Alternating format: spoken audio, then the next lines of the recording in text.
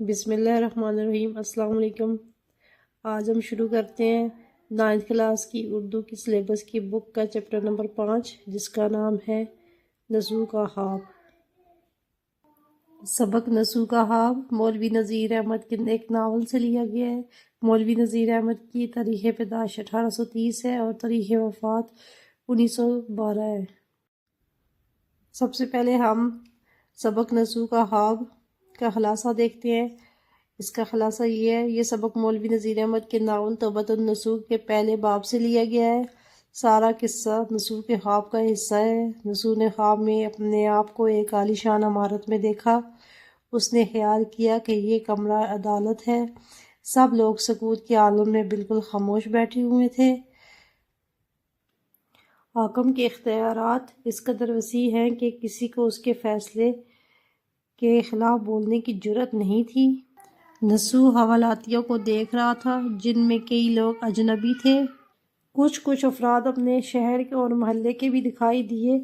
اچانک نسو کی نظر اپنے والد محترم پر جا پڑی جو ان حوالاتیوں میں موجود تھا۔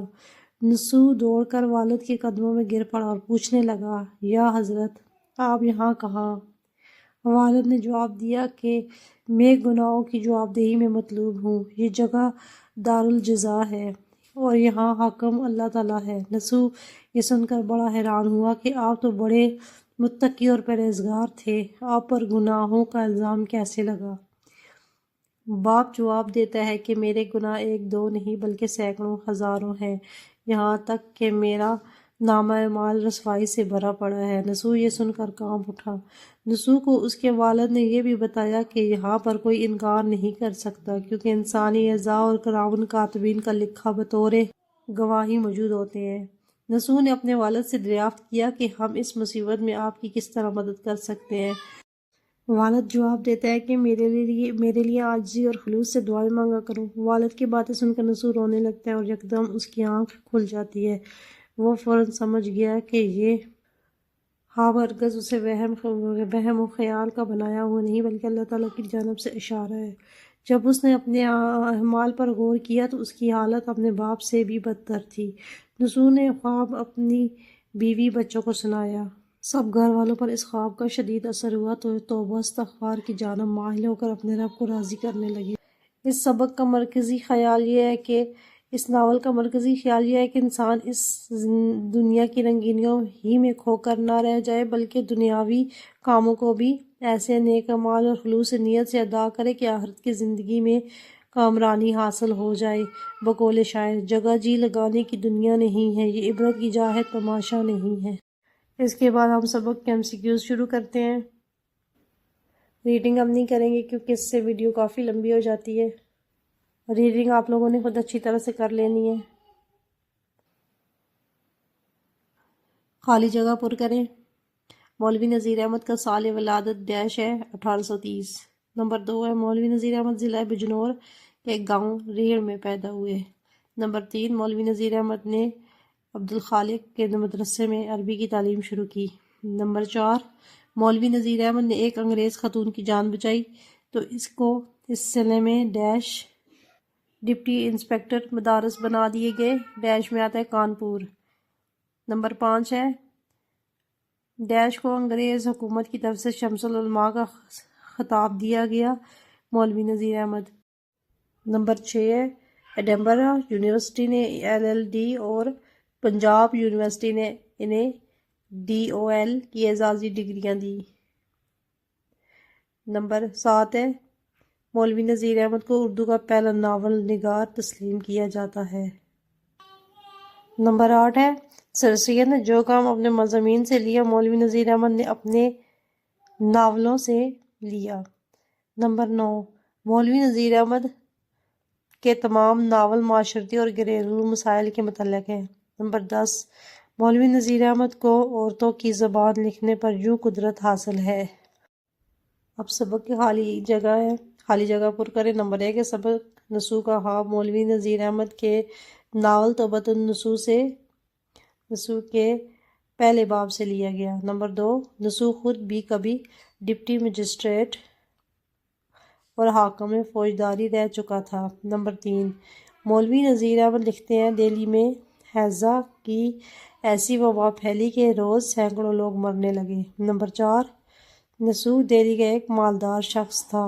نمبر 5، جتنے مجرم ہیں کیا خفیف کیا سنگین، کوئی اس کے رحم سے نا امید نہیں۔ نمبر 6، پھر کیا دیکھتا ہے کہ ہر مجرم کو فرداً فرداً اقرار جرم کی ایک ڈیش دی گئی، ڈیش میں آتا ہے نقل۔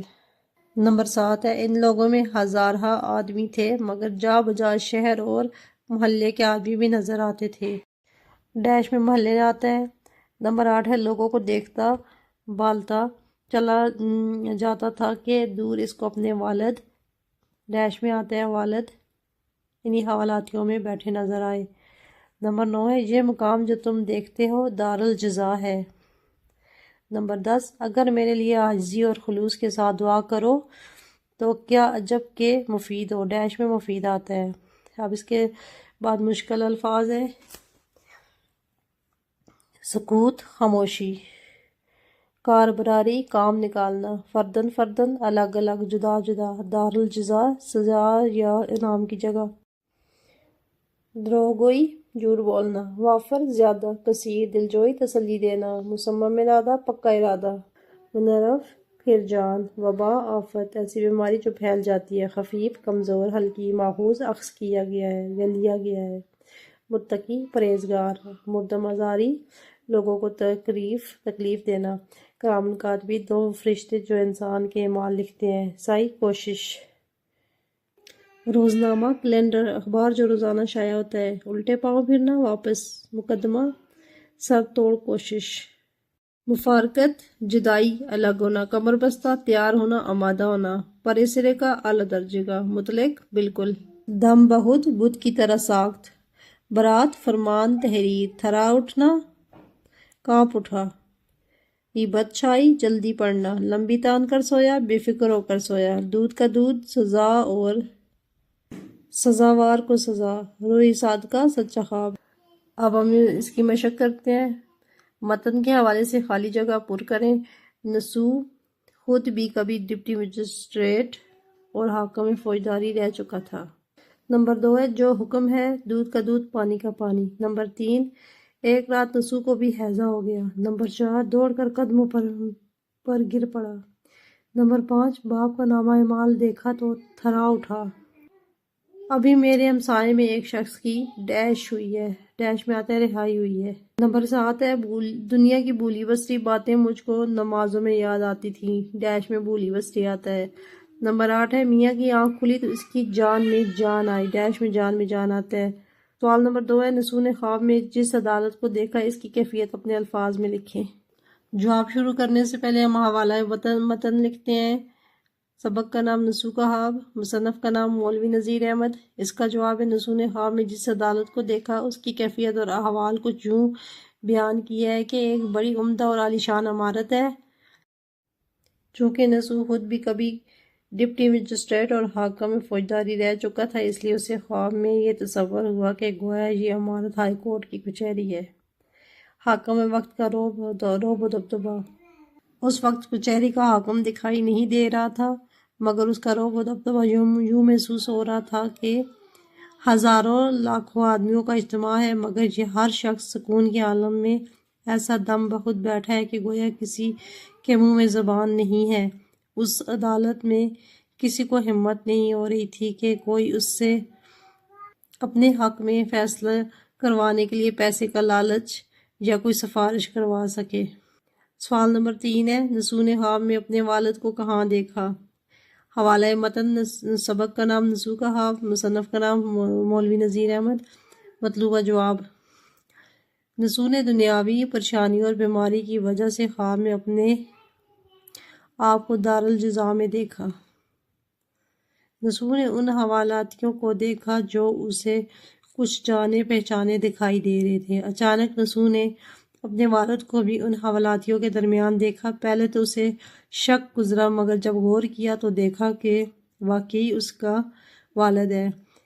نسو کے دریافت کرنے پر والد نے جواب دیا کہ اپنے اعمال نامے میں موجود گناہوں کی جواب دہی کے لیے اللہ تعالیٰ نے اللہ تعالیٰ کے حضور عدالت میں پیش کیا جائے گا۔ سوال نمبر 4 ہے، باپ نے اپنے اعمال نامے کے بارے میں بیٹے سے کیا کہا؟ حوالہ متن، سبق کا نام نسو کہا، مصنف کا نام مولوی نذیر احمد۔ نسو کے والد نے اپنے بیٹے کو اپنے اعمال نامے کے بارے میں کہا کہ میں گناہوں کی جواب دہی میں طلب ہوں۔ جب نسو نے باپ کا اعمال نامہ دیکھا تو حیران رہ گیا، کیونکہ کوئی ایک گناہ بلکہ سینکڑوں ہزاروں گناہوں سے اعمال نامہ بھرا ہوا تھا۔ گناہوں کی تفصیل۔ نسو نے باپ کے اعمال نامے میں درج ذیل گناہوں کی تفصیل دیکھی: شرک، کفر، نافرمانی، ناشکری، بغاوت، بے ایمانی، غرور، دروغگوئی، غیبت، لالچ، حسد، مردم آزاری، نفاق، دکھاوا، دنیا کی محبت۔ غرض کوئی جرم ایسا نہ تھا جو اس میں موجود نہ تھا۔ سوال نمبر 5 ہے، اعمال نامے میں کون کون سے گناہ درج تھے؟ حوالہ متن، سبق کا نام نسو کہا، مصنف کا نام مولوی نذیر احمد۔ اس کا جواب ہے مولوی نذیر احمد کا اسلوب بیان منفرد ہے، اصلاح معاشرہ ان کا بنیادی مقصد ہے۔ اس ناول میں بھی انہوں نے انسان کی ان اخلاقی برائیوں کی نشاندہی کی ہے جن کو عموماً لوگ گناہ سمجھتے ہی نہیں اور روزمرہ زندگی میں ان گناہوں کے مرتکب ہوتے ہیں۔ نسو کے والد کے گناہوں کی تفصیل۔ نسو نے اپنے والد کے اعمال نامے میں جن گناہوں کو سیر فہرست دیکھا، اس کی تفصیل کچھ یوں ہے: شرک، نافرمانی، ناشکری، بغاوت، بے ایمانی، غرور، دروغگوئی، غیبت، لالچ، حسد، مردمزاری، نفاق، دکھاوا۔ غرض تمام گناہ اس کے اعمال نامے میں درج تھے۔ سوال نمبر 6 ہے، نسو کے باپ کے خلاف کون کون گواہی دینے پر آمادہ تھے؟ حوالہ متن، سبق کا نام نسو کہا، مصنف کا نام مولوی نذیر احمد۔ اس کا جواب ہے نسو نے جب باپ کے اعمال نامے میں گناہوں کے درج فہرست دیکھی تو حیرانی سے دریافت کیا کہ کیا آپ ان تمام گناہوں کے مرتکب ہوئے ہیں اور کیا اللہ تعالیٰ کے حضور اس کا اقرار کر چکے ہیں؟ والد نے جواب دیا کہ انکار کی گنجائش نہیں، کیونکہ میری مخالفت میں گواہی اتنی زیادہ اور مضبوط ہے کہ اگر میں انکار کر بھی دوں تو پذیرائی نہیں ہو سکتی۔ بیٹے کے پوچھنے پر کہ وہ کون لوگ ہیں جو آپ کی مخالفت پر آمادہ ہیں، تو والد جواب دیتے ہیں کہ اول تو کرامن کاتبین ایسے ہیں کہ میرا کوئی عمل ان سے پوشیدہ نہیں، کیونکہ وہ میرا روز نامچہ عمری لکھتے گئے جو حرف بحرف صحیح اور درست ہے۔ دوسرے میرے اپنے جسمانی اعضاء ہیں جن میں ہاتھ، پاؤں، آنکھ، کان وغیرہ شامل ہیں۔ سب کے سب اب میرے کنٹرول میں نہیں بلکہ میری بے عزتی پر تلے ہوئے ہیں۔ حاصل مطلب انسان کی یہ خوش فہمی ہے کہ اگر وہ لوگوں سے چھپ کر کوئی برا عمل کرے گا اور پتہ نہیں چلے گا تو اسے یہ بات یاد رکھنی چاہیے کہ اللہ تعالیٰ سے کیسے کوئی بات یا عمل چھپا سکتا ہے۔ خوف خدا ہی انسان کو برے اعمال سے روکتی ہے۔ سوال نمبر 7 ہے، ہمسائے کی سزا سے رہائی کیسے ممکن ہوئی؟ حوالہ متن، سبق کا نام نسو کہا، مصنف کا نام مولوی نذیر احمد۔ مطلوبہ جواب۔ مصنف لکھتے ہیں کہ جب نسو نے اپنے والد کو دارالجزا کے مقام پر اپنے اعمال نامے کی وجہ سے سخت مشکل اور پریشانی میں مبتلا دیکھا تو والد سے دریافت کیا کہ ہم ایسا کیا کام کر سکتے ہیں کہ آپ کو اس مصیبت سے نجات دلائی جا سکے؟ تو باپ نے کہا، اگر میرے لیے عاجزی اور خلوص کے ساتھ دعا کرو تو کچھ شک نہیں کہ مجھے فائدہ ہو۔ ہمسائے کا تذکرہ۔ نسو کے والد نے ہمسائے کا تذکرہ کرتے ہوئے بیٹے سے کہا کہ ابھی میرے ہمسائے میں ایک شخص کی رہائی ممکن ہوئی ہے، اس پر بہت شدید الزامات تھے مگر اللہ تعالیٰ کا رحم اس کے غضب پر قادر ہے۔ اس شخص کے پسماندوں نے اس کے واسطے بہت دعائیں کی۔ اس کے اعمال ایسے تھے کہ رہائی ممکن نہ تھی مگر اسے کہا گیا کہ تیری بیوی بچے تیری معافی کے لیے گڑ گڑا کر دعائیں مانگتے ہیں، اس لیے یہی بات تمہاری بھلی معلوم ہوئی کہ تو نے اپنے خاندان میں نیکی کا بیج بویا ہے۔ اس واسطے ہمسائے کو رہائی نصیب ہوئی۔ حاصل مطلب مرنے کے بعد انسانی اعمال کا سلسلہ رک جاتا ہے مگر نیک اولاد کی تربیت بطور صدقہ جاریہ کام آتے ہیں، اس لیے ہر انسان کو اپنے بچوں کی تربیت نیک طور پر کرنی چاہیے۔ سوال نمبر 8 ہے، سبق کا مرکزی خیال لکھیں۔ اس ناول کا مرکزی خیال یہ ہے کہ انسان اس دنیا کی رنگینیوں ہی میں کھو کر نہ رہ جائے، بلکہ دنیاوی کاموں کو بھی ایسے نیک اعمال اور خلوص نیت سے ادا کرے کہ آخرت کی زندگی میں اسے کامرانی حاصل ہو، یعنی دائمی کامرانی حاصل ہو۔ بقول شاعر، جگہ جی لگانے کی دنیا نہیں ہے، یہ عبرت کی جا ہے، تماشا نہیں ہے۔ سوال نمبر 9 ہے، اولاد کی اسلامی خطوط پر تربیت کیوں ضروری ہے؟ حوالہ متن، سبق کا نام نسو کا خواب، مصنف کا نام مولوی نذیر احمد۔ مطلوبہ جواب، بحیثیت مسلمان یہ ہماری سب سے اول ذمہ داری ہے کہ معاشرے کی اصلاح سب سے پہلے اپنے گھر ہی سے شروع کرنی چاہیے۔ اس لیے والدین کو اپنی اولاد کی تربیت اسلامی خطوط پر کرنی چاہیے، کیونکہ نیک اولاد نعمت عظمیٰ ہے۔ قرآن پاک میں حضرت ابراہیم علیہ السلام کی دعا نیک اولاد کے اصول کی صورت میں موجود ہے۔ ترجمہ، اے اللہ مجھے نیک اولاد عطا فرما۔ نیک اولاد اللہ تعالیٰ کی بڑی نعمت ہے، یہ نعمت حاصل کرنے کے لیے ضروری ہے کہ اپنی اولاد کی پرورش اسلامی اصولوں اور تعلیمات کی روشنی میں کریں۔ بچپن سے ہی بچے کے دل میں ایمان کی محبت پیدا کریں۔ اس بات کی ترغیب دینی چاہیے کہ اللہ تعالیٰ ہی ہمارا خالق و مالک اور مشکل کشا ہے، وہ ہر چیز پر قادر ہے، اس کے سوا کوئی نہیں جو ہماری مدد کر سکے اور ہمیں روزی دے اور ہماری ان پریشانیوں کو دور کرے۔ بعض والدین اپنے بچوں کی نفسیات نہیں سمجھتے، جس کی وجہ سے یہ بات بھی اولاد کی درست تربیت میں رکاوٹ کا باعث بنتی ہے۔ والدین اور سرپرستوں کو چاہیے کہ اولاد کی تربیت اور تعلیم پر خصوصی توجہ دیں تاکہ اولاد والدین کے لیے نہ صرف اس دنیا میں بلکہ توشہ آخرت میں بھی نجات کا سبب بن سکے۔ حاصل مطلب، آغوش صدف جس کے نصیبوں میں نہیں ہے، وہ قطرہ نثار کبھی بنتا نہیں گوہر۔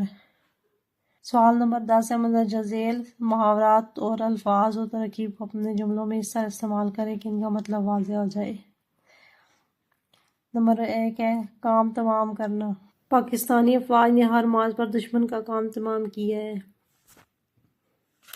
آنکھ بند ہونا، انسان کو نیک اعمال کا تب پتہ چلتا ہے جب اس کی آنکھ بند ہو جاتی ہے۔ سکوت کا عالم، رات کے اندھیرے میں ہر طرف سکوت کا عالم تھا۔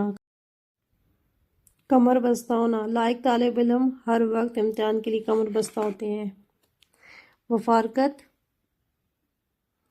جوان بیٹے کی جدائی نے والد کو داغ مفارقت دے دی۔ تھرا اٹھنا، اپنے والد کا نامہ اعمال دیکھ کر نسو تھرا اٹھا۔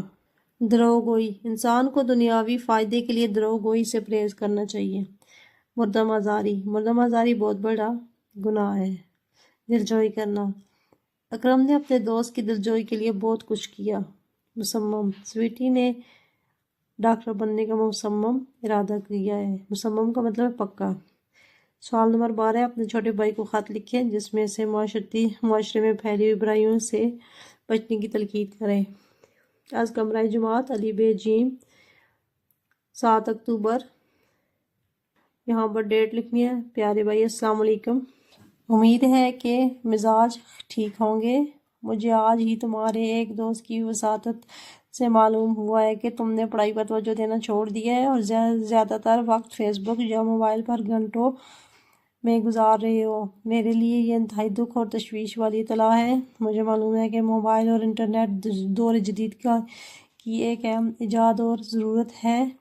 میں نے تمہیں والد صاحب سے سفارش کر کے موبائل کا سیٹ دلوایا تھا، مگر اب یہ سن کر کہ بجائے اس کا مثبت استعمال کر کے اپنے علمی تقاضوں کو پورا کر سکو، تم نے اس کا انتہائی فضول مصرف اختیار کر لیا ہے۔ میں زیادہ لمبی چوڑی نصیحت نہیں کروں گا کیونکہ تم خود عقل و شعور رکھنے والے نوجوان ہو۔ والدین کی بہت سی امیدیں تم سے وابستہ ہیں۔ اس کے علاوہ تم جانتے ہو کہ گھر کے معاشی حالات آج کے بہت کمزور ہو چکے ہیں۔ ابو جان تمہارے ہاسٹل خرچہ اور دیگر تعلیمی ضروریات بڑی مشکل سے پوری کر رہے ہیں۔ اپنی پڑھائی پر بھرپور توجہ دو، امتحان نزدیک ہے۔ ایسا نہ ہو کہ بعد میں اس قیمتی وقت کے ضیاع کا افسوس ساری زندگی رہے۔ مجھے امید ہے کہ ہمارے یقین و اعتماد کو ایک بار پھر جیت لو گے۔ والسلام، تمہارا بھائی جان۔ اگلا سوال ہے، سیاق و سباق کے حوالہ دے کر مندرجہ ذیل اقتباس کی وضاحت کریں۔ کیوں نہیں یہ انہی اعمال کی بدولت ہے۔ یہاں سے لے کر ایسی لمبی تان کر سویا کہ قبر میں آ کر جاگا۔ سب سے پہلے ہم حوالہ متن لکھیں گے۔ یہ اقتباس مولوی نذیر احمد کے مضمون نصوح کا خواب سے لیا گیا ہے۔ اس کے بعد ہم سیاق و سباق لکھیں گے۔ نصوح خواب میں ان حوالاتیوں کو دیکھ رہا تھا جو اپنے گناہوں کی وجہ سے مطلوب تھے۔ ہر مجرم اپنے اپنے اعمال کی بدولت فیصلے کا انتظار کر رہا تھا۔ اچانک نصوح کو ان حوالاتیوں میں اپنے والد بیٹھے نظر آئے۔ نصوح دوڑ کر ان کے قدموں میں گر پڑا اور زاروں قطار رونے لگا، یا حضرت آپ یہاں کیسے؟ باپ نے جواب دیا کہ اپنے اعمال نامے کی وجہ سے جواب دہی کے لیے بلایا گیا ہوں۔ مقام دار الجزا ہے۔ اللہ تعالیٰ حاکم ہے اور جو گناہ میں نے کی ہیں اس کا اقرار میں کر چکا ہوں۔ تشریح۔ نصوح کے باپ کا اعمال نامہ رسوا کن اعمال سے بھرا ہوا تھا۔ نصوح اپنے والد سے کہتا ہے کہ آپ تو بڑی متقی اور پرہیزگار تھے، کہ وہ نیک اعمال کا کیا بنا؟ باپ کہتا ہے کہ بالکل، یہ ان چند اعمال کی جزا ہے کہ میں کم تکلیف میں ہوں۔ مزید یہ کہ یہاں پر اعمال میں خلوص نیت شرط ہے۔ میں نے جتنی نمازیں پڑھیں اس میں خشوع و خضوع کی کمی پائی گئی، کیونکہ دنیا کی بھولی ہوئی باتیں اوقات مجھے نماز کے دوران ہی یاد آتی رہیں۔ یہی حال رمضان کے روزوں کا بھی تھا۔ جیسے میں ایک خاص قسم کے قید میں ہوں اور عید تک 30 روزے پورے اس طرح کرتا کہ جیسے مجھے موت آئی ہے۔ میں دنیا کی رنگینیوں میں کھو گیا تھا اور ساری زندگی غفلت اور بے فکری میں گزاری، مگر جیسے موت کی آغوش میں سو گیا تو قبر میں آ کر جاگا۔ لیکن اب سوائے پچھتاوے کے کچھ باقی نہ رہا۔ حاصل ہے مطلب، جگہ جی لگانے کی دنیا نہیں ہے، یہ عبرت کی جا ہے، تماشا نہیں ہے۔ اس کے علاوہ یہ کچھ معروضی سوالات ہیں۔ سوال نمبر 1، نصوح نے اپنے آپ کو کہاں پر پایا؟ اس کا جواب ہے، نصوح نے اپنے آپ کو حوالاتیوں اور زیر تجویزوں میں پایا تھا۔ سوال نمبر 2، حوالات میں کون سے لوگ تھے؟ اس کا جواب ہے، حوالات میں اجنبی اور نصوح کے شہر اور محلے کے آدمی تھے۔ سوال نمبر 3، نصوح کے ذہن میں کون سے سوالات آئے تھے؟ اس کا جواب ہے، نصوح کے ذہن میں آیا تھا کہ یہ کون سا شہر ہے، کون سی کچہری ہے، اتنے مجرم کہاں پکڑے گئے ہوں گے، میرے ہم وطنوں نے کیا جرم کیا ہے اور یہ کیسے مرے تھے۔ سوال نمبر 4 ہے، اس عبارت کے سبق کا نام بتائیں۔